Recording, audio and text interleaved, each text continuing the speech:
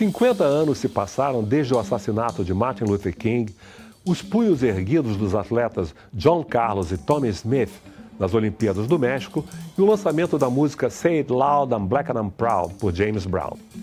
Ultrapassando as fronteiras dos Estados Unidos, o movimento Black Power inspirou o surgimento de novos movimentos, estilos, gêneros musicais e redes transnacionais de solidariedade entre os afrodescendentes no Caribe, América Latina e América do Norte.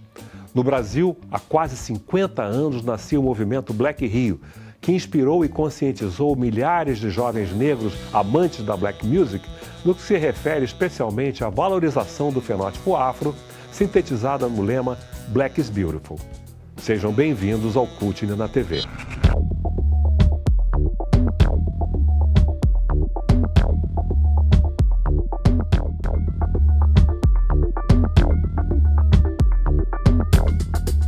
A large mass movement of Afro-Brazilians listening to soul music and getting into the Black Power discourse and symbols.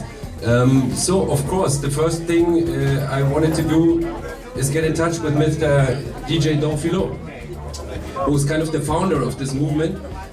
He organized soul parties. We will hear about this in the early 70s.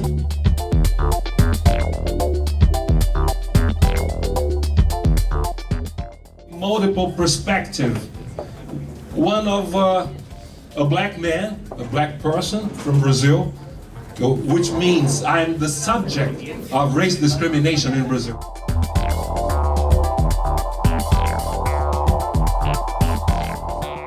As authentic or not as important because they did not have enough power. Came from a dominant majority black country, you felt more powerful.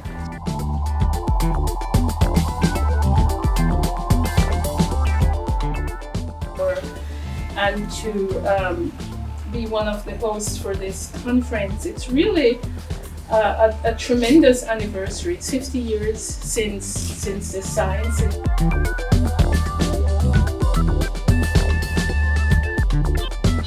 O nosso convidado de hoje vem da Alemanha. É pesquisador do Centro de Estudos Interamericanos da Universidade de Bielefeld, onde coordena uma rede de ativistas, artistas, músicos e pesquisadores sob o guarda-chuva da Black Americas Network, função que acumula com a de DJ de Black Music. Em outubro de 2018, organizou a conferência Black Power, Cultural and Political Movements in the Black Americas, com intelectuais e ativistas do Canadá, Estados Unidos, Jamaica, Porto Rico, Colômbia e Brasil. Nós vamos conversar com o professor, pesquisador e DJ Matti Steins. Matti, como é que você começou a se interessar por essa questão de racismo? Eu sou bem de longe. Eu sou de Alemanha. Nasci em Berlim Oriental, no ano 79. E nesse tempo, oficialmente não tínhamos racismo. Era um país socialista. Mas mesmo assim, tínhamos alguns migrantes de Moçambique, de Angola, que eram países fraternos. Então, e eles, se escuta as histórias deles, claro, ali também tinha racismo. Isso não era que me formava a mim, mas começou pela música, o interesse pela cultura afro-norte-americana. Os primeiros discos que eu vi foram os discos de blues dos meus pais, que eu roubei e já, quando criança, comecei a ouvir. De alguma maneira, essa música, essa cultura, me atraía muito. Mas o soul não era tocado lá? Não. O soul quase não tinha, né, na área porque já era considerado uma música agressiva, capitalista, que era associado ao imperialismo americano. O blues encaixava mais, porque se tratava do negro oprimido, que era parte da classe operária. Então, isso sim, tínhamos discos de blues, e assim comecei. E é interessante o que você diz, porque no caso do Brasil, o soul também foi atacado pela direita como sendo algo ligado ao comunismo, e pela esquerda por ser fruto do imperialismo americano, quando era um tipo de música que era contra o sistema. Claro, claro. Então, a relação com o movimento negro nos Estados Unidos era, claro, de alguma maneira se apoiava, porque, claro, era em contra do Império, mas tinha uma certa distância. Só quando chegou a Angela Davis, que era membro do Partido Comunista, era... E era do Black Panther também. Depois já não, mas na época quando ela estava presa, tinha uma grande campanha de solidariedade na RDA, porque era comunista, então era considerada uma aliada. Uma irmã. Stokely Carmichael, Black Panthers, tudo isso não, porque já era outra coisa. Não eram comunistas ortodoxos como eles gostavam. Embora fossem socialistas também. Embora fossem socialistas. Se considerassem socialistas. Claro, foram, mas tinha toda essa questão da identidade negra era vista com muita caução. Como passou muitos movimentos, eu já falei com muitos ativistas que começaram a ser membros de um partido comunista, seja nos Estados Unidos ou seja aqui no Brasil, que ficaram desencantados como o Partido Comunista porque a questão racial foi tratada como uma coisa que não era necessária falar porque no socialismo ia se resolver sozinho. Mais do que não necessária, era perigoso porque iria dividir a classe trabalhadora. Isso. Por isso mesmo acho que né, o Soul, os Black Panthers e o Malcolm X na RDA, na Alemanha socialista, não chegaram. Ou não foram quase proibidos. Então, só com a reunificação da Alemanha é que esses estilos começaram a chegar lá. Claro, foi assim mesmo. Foi no ano 89, eu ainda lembro, esse dia foi o dia 9 de novembro, que caiu o muro. Um dia que, claro, para todos nós mudou nossa vida 100%. Começaram a chegar coisas novas, também tinha muita esperança que agora tudo ia ser melhor para os e claro, dentro de muito pouco tempo a gente se deu conta que também tinha muitos problemas, mas para mim como jovem eu gostei muito porque abriu o mundo para nós. Mas na nossa conversa antes do programa, Sim. Você falou também da questão de você ser judeu e o quanto isso cria uma identificação também com a luta de outros povos oprimidos em função da questão racial. Claro, não sou religioso, não tenho uma família judeia que é etnicamente judeu. É dispersa pelo mundo. Sim. Foi só meu avô que voltou para a Alemanha, meu bisavô que voltou para a Alemanha porque ele era comunista, então ele queria construir um novo país antifascista. Então, todos os seus primos e irmãos falam, você é louco, como pode votar ao país dos assassinos, né? Mas ele tinha esse idealismo, então a identidade judeia para ele não tinha importância nenhuma porque ele se considerava comunista, então isso ficava como fora, não se falava muito disso, tampouco, então, mas eu, claro, comecei a pesquisar um pouco sobre minha família também, o tema do antissemitismo na Alemanha. E, mesmo depois da reunificação, teve um crescimento importante da direita extrema, do nazismo, antissemitismo e também racismo. Isso me formou na minha juventude muito. Então, nós organizávamos no bairro, né? Tinha organizações antifascistas para nos defender contra os ataques, que foram ataques físicos mesmo contra nós. E aí, esse movimento dos Estados Unidos, dos anos 60, 70, mesmo nesse tempo de jovem, já era uma inspiração para nossas lutas. A questão da defesa legítima contra ataques físicos, várias estratégias de se defender contra o racismo, contra os ataques dos nazis. Então, a música aí já foi essa combinação, a realidade social que tínhamos e, para mim, a música sempre foi uma fonte de inspiração. Cheguei, depois da reunificação, também cheguei a poder ter acesso à literatura. Por exemplo, Malcolm X. Tinha 11, 12 anos, leu a autobiografia do Malcolm X e me impactou muito. As pessoas me perguntam, mas você que entende? Você é um branco, descendente de judeus, você não, sim, me chama, me inspira a biografia desse homem, a luta desse homem, como ele mudou na sua vida. E então, de aí nasceu o interesse pelo movimento político também, não só a música. E a conexão com a América Latina, como é que se deu isso? Esse foi outro passo que só foi possível pela reunificação. Antes não tínhamos, podíamos viajar à Polônia, República Tcheca, Hungria, ao bloco oriental. Mas, claro, essas novas possibilidades, oportunidades me permitiu fazer um ano de intercâmbio escolar quando eu tinha 16 anos e fui para o Uruguai. Não sabia nada do Uruguai, mas era um país que eles falavam, aí tinha uma família que você pode viver, então eu falei, bom, vamos conhecer o Uruguai. E assim, passei um ano inteiro lá no Uruguai e abriu todo esse mundo, esse novo universo latino-americano para mim. Então, essa foi outra das fontes que me marcaram a vida, né? E você entrou em contato também com a cultura afro-uruguaia. Claro, que é uma coisa negada. O Uruguai, como a Argentina, por muito tempo tem sido considerado um país branco, mas tem uma comunidade importante afro. E aí conheci a organização Mundo Afro, em Montevideo. Toda a cultura da música uruguaia, até o tango, que muitos não sabem, tem uma história, origem africana, mas em Uruguai é o candombe. A música de tambores o carnaval de Montevideo foi uma coisa maravilhosa. Aí conheci essa cultura. Forte o carnaval lá também? É bem forte, se chama As Chamadas, tem um carnaval e tudo é afro. É no bairro afro de Montevideo, um bairro sul.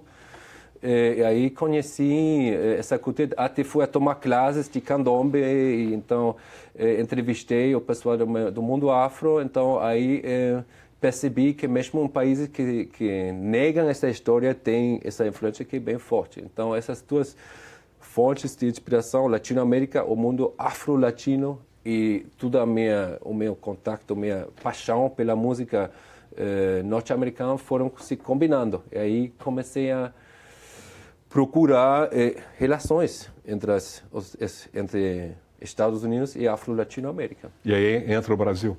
Aí entra o Brasil.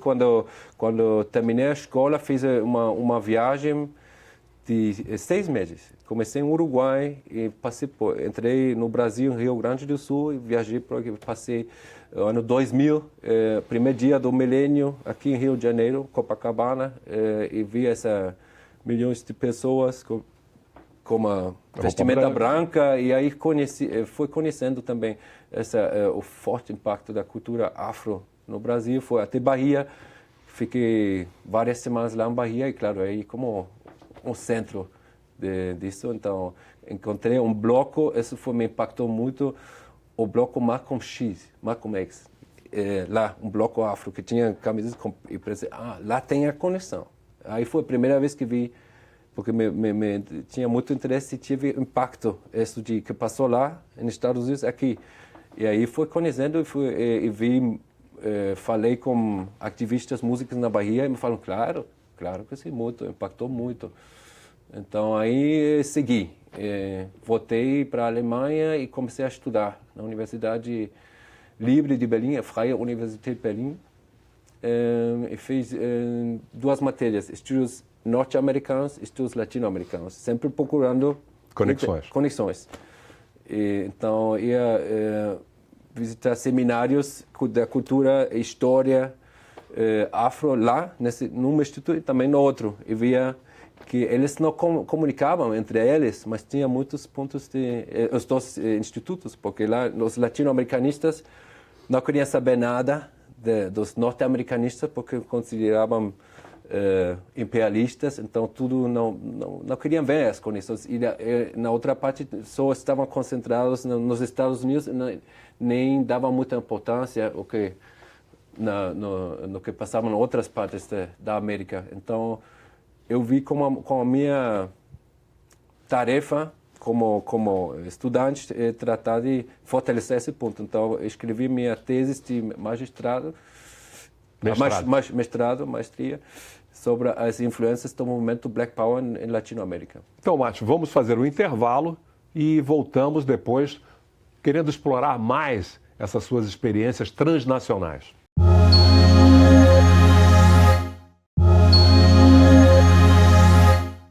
Hoje estou conversando com o professor, pesquisador e DJ Matti Steinitz.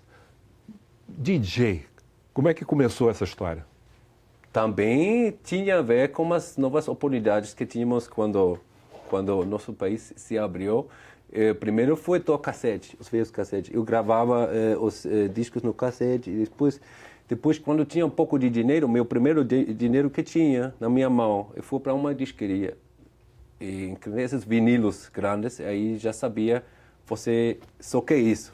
Porque a música eu gosto, que é a música, claro, primeiro era o blues, depois quando por primeira vez ouvi o James Brown, aí já estava perdido, eu sabia, já não, blues é só isso que eu gosto.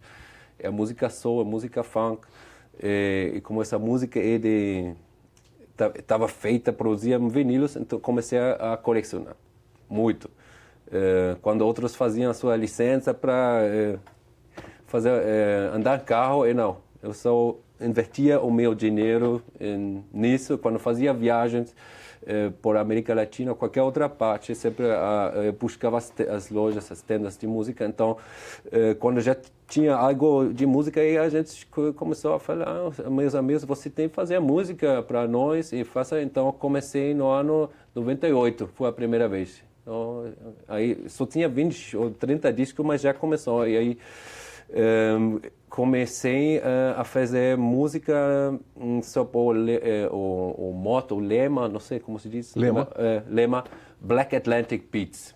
Porque, Batidas do Atlântico Negro. Isso, porque nas minhas viagens pela América Latina e também na África, também fui para a África, meu pai trabalhava lá, eu percebi que essas músicas viajavam, não era só desses Fela Kuti. Claro, toda essa música, também outras músicas não estavam influenciadas diretamente pelo soul, como a cumbia, a salsa, a samba, todo esse universo de músicas da diáspora africana e de África foi como que me impactou muito. Então as minhas sets, as minhas festas, Black Atlantic Beats, sempre foram construídas como uma viagem pelo Atlântico Negro. Então tinha como base, claro, sempre música soul, mas viajei.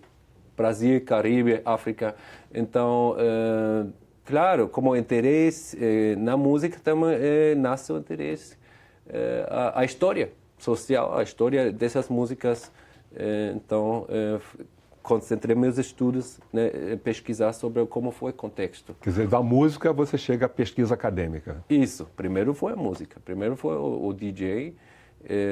Foi tudo a experiência de fazer pessoas conhecer músicas, sons que eles nunca tinham ouvido. Conheço um pouco disso, mas essa conexão que eu fazia impactava muito em Berlim e tinha bastante sucesso. Cheguei a ter contato com a comunidade colombiana, brasileira, porque eu já tinha uma certa fama de ter os vinilos originais. Então, claro. Caribe? Caribe também, muito. Então, aí é como já na minha maestria, aí... Mestrado, já percebi que tinha vários capítulos, um tema, aí ouvi falar primeiro de você, eu falou, porque aprendi que o impacto do movimento Black Power chegou aqui pela música soul. Principalmente pela música. Foi uma das fontes principais, claro que tem outras. Tem o cinema. Claro, mas então essa relação entre o movimento social e música foi uma coisa que me chamou muita atenção, então eu sabia que quero seguir, quero profundizar. Então, quando entreguei a tese, tinha um professor... Qual o tema da tese? A tese foi Black Power na América Latina. Claro, é um tema grande, mas então tinha dois países, porque Brasil e Colômbia. Em Colômbia é totalmente diferente, não tinha um movimento soul tão forte, mas mesmo encontrei alguns ativistas, como eu conheço o Ángel Pereira Escobar, que você conheceu quando foi para a Alemanha. Ele foi uma fonte que me falou, não, claro, essa música, esses livros chegavam aqui, então era totalmente diferente o fenômeno, mas também tinha essa influência. Essa influência. Qual foi o país mais semelhante ao Brasil desse ponto de vista da influência da black music na América Latina? Depois disso, depois de entregar essa tese, encontrei por um vinilo que dizia uma coletânea. O nome era Panamá. Funk, Soul, Jazz and Calypso em Panamá. Funk e Soul em Panamá. Comecei a ouvir e aí não sabia nada disso, mas a coisa boa dessa coletânea é que tinha um texto lá que contava um pouco a história. E aí aprendi toda essa história fascinante do Panamá, que tem o canal, lá, a zona de canal, e por essa estava ocupada por Estados Unidos, era parte dos Estados Unidos. Então tinha os que construíram esse canal foram migrantes do Caribe anglo. Então eram afro-caribenhos da Jamaica e Barbados principalmente. Eles construíram esse canal, trabalharam lá em condições como no sul dos Estados Unidos, segregados totalmente, mas tinha esse contato com os GIs, com os soldados americanos, e os barcos que passavam por lá diariamente, todo dia passava barco e chegava toda a influência, quase no mesmo tempo que aconteciam as coisas nos Estados Unidos, já chegavam lá, na rádio militar, passava essa música. Então aí nasceu uma cena de soul, e também um movimento black importante, bem grande. E antes de aqui, já começou, eles seguiam os movimentos muito mais direitos. Eram muito mais próximos. Claro, tinha a rádio, então quando assassinaram Martin Luther King, foi dia de luta em Panamá. Quando nasceram as Panteras Negras, também tiveram muito impacto na juventude anglo-caribenha do Panamá, e a música foi mais forte do que a influência política foi a música. Surgiram os combos nacionais, se chamam assim. Eles tocavam calypso, pela herência jamaiquina, salsa, quando tinha audiência latina, mas principalmente tocavam soul. Então, essa história, como pelo contexto do canal, chegou lá em Panamá, influenciou toda a cultura popular de Panamá, mas não só na zona de canal, também influenciou toda a sociedade inteira panamenha. Tive um tempo que todo mundo estava curtindo soul, tendo os afro, tendo o cabelo black. Isso foi já bem antes de aqui. Então, ainda nos anos 60. Claro. Então, até tinham grupos dinâmicos Exciters, que eles não só faziam isso como para lazer, para curtir, sino também para conscientizar. Então, eles faziam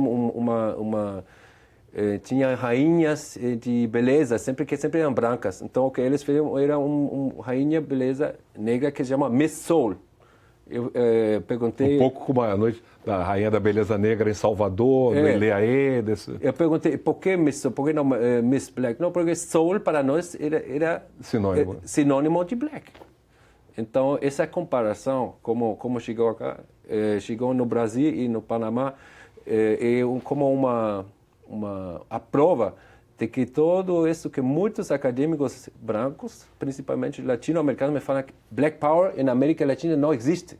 Porque aqui temos democracia racial, temos mestiçagem.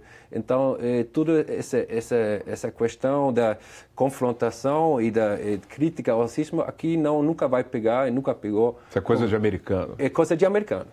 Então, essa contradição e também questões que já falamos muito, que tinha crítica da direita, que acusavam o Soul de ser algo comunista, a esquerda que falava que não, isso é imperialismo cultural. Isso achei bem interessante e se pode comparar como no Panamá e aqui também, porque passaram coisas similares. É interessante porque nisso você percebe que há uma confluência das elites, direita e esquerda, para condenar qualquer coisa que se refira ao avanço da população negra, de contestação dessa ideia de democracia racial. Isso mesmo. O que eu achei bem interessante, que isso foi considerar uma ameaça ao projeto nacional. E foi considerar um desafio ao nacionalismo construído aqui sempre em contra dos Estados Unidos. Então, quando os afro-latinos, Brasil e Panamá, também outros países, começaram a se identificar como outra comunidade negra, isso era como quase uma traição. Então, o transnacionalismo, o que me interessa muito, como a música tinha a ver com isso, como veículo para fazer essas conexões e criar novas alianças. E isso, principalmente, é o que eu estou procurando aqui, fazendo minha pesquisa em Rio de Janeiro e também em Panamá. Sim. E o que você tem encontrado de interessante na sua pesquisa? Muitas coisas. Aqui no Brasil, você fala? Por exemplo? Algumas coisas já sabia da literatura, porque tem bastante coisa. Tem o Michael Hancher, que foi a minha primeira influência. Orfeu e o Poder. Claro, e aí li sobre você, sobre o Filó. Então, vocês, para mim, são referências há muito tempo. Então, agora me sinto muito afortunado de poder falar com vocês diretamente e encontrar também pontos que não se sabiam. Por exemplo, na literatura sempre tem esse argumento que tinha a grande rivalidade samba versus soul. Agora aprendi da fala como Filó, que ele me contou que, por exemplo, tinha sambistas que foram aos bailes soul. O Candeia, por exemplo, foi lá e não só levava cabelo black, mas também essa consciência que chegou pela música e por outras fontes também se manifestou em certos sectores dos sambistas, né? Isso acho bem interessante, essas conexões. Esse tipo de confrontação entre a música afro tradicional, digamos, e o soul aconteceu também na América Central, no Caribe, no Panamá, por exemplo? Claro, também. Os tradicionalistas rejeitando? Claro, totalmente. Existia isso que se falava que isso não tem nada a ver e tinha medo desse novo orgulho, dessa nova postura.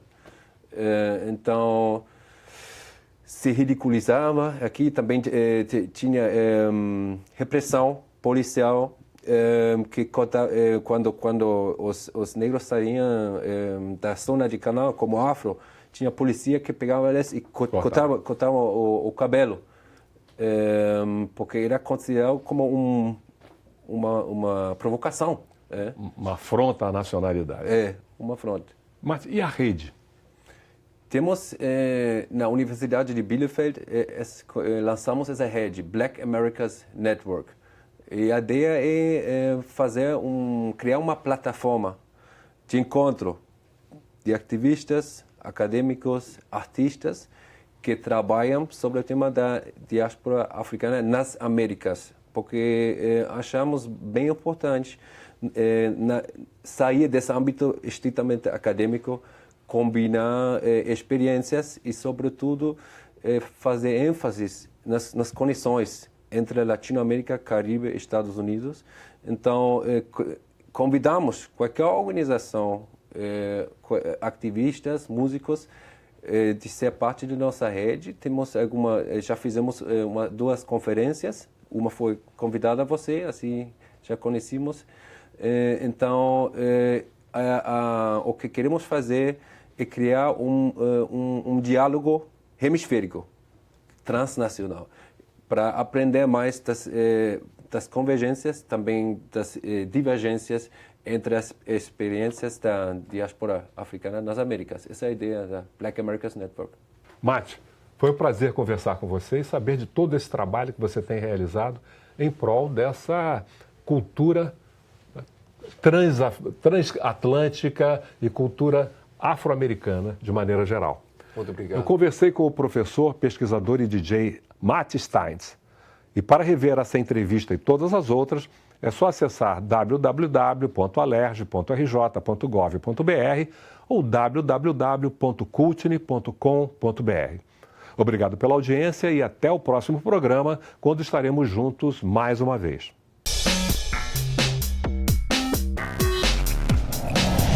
Cultne é oxigenação da memória coletiva. Cultura é memória. E essa memória é a nossa herança.